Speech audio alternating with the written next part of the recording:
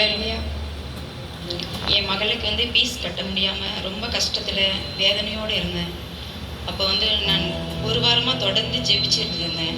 அப்போ கர்த்தர் எனக்கு உதவி பண்ணார். என் மகன் இன்றைக்கி காலேஜுக்கு போய்ட்டுருக்கான்னா அது கர்த்தனுடைய கிருபை தான். அதற்காக ரொம்ப கர்த்தருக்கு நன்றியும் ஸ்தோத்திரமும் சொல்கிறேன். ஹல்லேலூயா. ஹல்லேலூயா. சாட்சினா இப்படி சொன்னோம், இவங்க தான் நல்ல ஒரு எடுத்துக்காட்டு சொன்னாங்க. அது போல ஸ்தோத்திரம் கர்த்தருக்கு மகிமை. நான் பிஎஸ்சி ரேடியாலஜி செகண்ட் இயர் படிக்கிறேன். எனக்கு போன செம்மிலேருந்து ஃபீஸ் கட்ட ப்ராப்ளமாக இருந்தது. இந்த செம்மை என்னால் போகவே முடியல. ஒரு எக்ஸாமே என்னால் எழுத முடியல. ரொம்ப கஷ்டத்தில் இருந்தோம். கடன் தொல்லை, எல்லா தொல்லையும் இருந்துச்சு. சொல்ல வார்த்தைகளே இல்லை. வீடோடைய வாடகை கூட கட்ட முடியல. எங்கள் அப்பா கஷ்டப்பட்டு ரொம்ப கஷ்டப்பட்டாங்க. எல்லாருக்கும் கஷ்டப்பட்டாங்க. என்னை கஷ்டப்பட்டு படிக்க வைக்கிறாங்க. நாங்கள் திருவண்ணாமலை, ஆனால் இங்கேயும் வந்திருக்கோம். வாடகைக்கும் எனக்கு கஷ்டம்.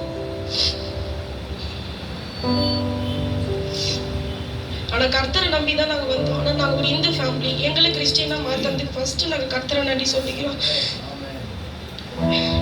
எவ்வளோ கஷ்டத்தில் எங்கள் அப்பா என் கூட இருந்து, எங்கள் அம்மா என் கூட இருந்து எனக்கோசம் போய் ஒரு ஸ்கூலில் வேலை செய்கிறாங்க. அது நினைக்கும் போது எனக்கு ரொம்ப கஷ்டமாக இருக்குது. இருந்தாலும் கர்த்தர் எங்களை பார்த்துப்பாரு ஒரு நம்பிக்கை.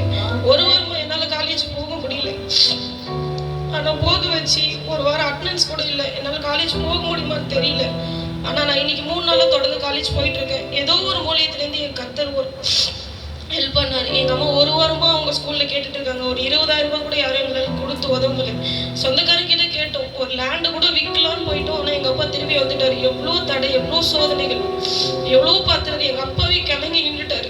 ஆனால் அந்தந்த டைமில் எங்கள் அம்மா மூலியமாக எனக்கு ஒரு 20,000 ரூபாய் கிடச்சி இன்னைக்கு ஃபீஸ் கட்டி இன்னைக்கு 3 நாள் ஆகுது. நான் காலேஜ் போயிட்டு நல்லபடியாக போயிட்டு வரேன். எந்த ஒரு பிரச்சனையும் இல்லை. இதுக்கோசம் நான் கர்த்தருக்காக நான் ஜெபிக்கிறேன். என் குடும்பம் நல்லபடியாக இருக்கட்டும்னு சொல்லிட்டு நான் ஜெபிக்கிறேன். கர்த்தரோட மகிமையில கொண்டதுக்காக ஆமென்.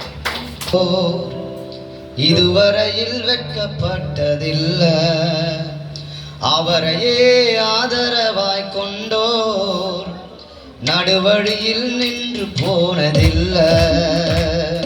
கர்த்தரை தெய்வமாக கொண்டோர் இதுவரையில் வெட்கப்பட்டதில்லை, அவரையே ஆதரவாய் கொண்டோர் நடுவழியில் நின்று போனதில்லை. வேண்டும் போதெல்லாம் என் பதிலானாரே,